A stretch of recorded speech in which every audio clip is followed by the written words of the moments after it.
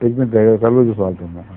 حضور حضرت مسیح موعود علیہ السلام کی جو تصویر ہے وہ بلیک اینڈ وائٹ ہے، مگر وہ منع کیا گیا تھا اس کو.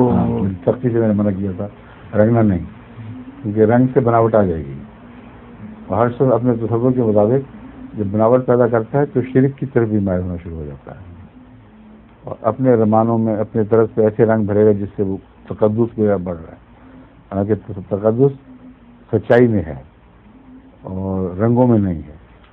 اس لیے میں نے تو بڑی سختی سے منع کیا، میں نے کہا بالکل پھاڑ کے پھینک دو، جہاں بھی ایسی تصویر بنی ہے دکھائی دے ہرگز اس کو قائم نہ رکھو.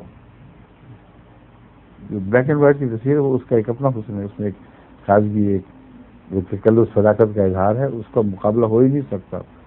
یعنی بلیک اینڈ وائٹ اس کا مقابلہ کر ہی نہیں سکتی.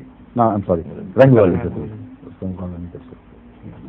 ٹھیک ہے، رنگوں کو شوق ہے، اپنے رنگیں جو مرضی کرنا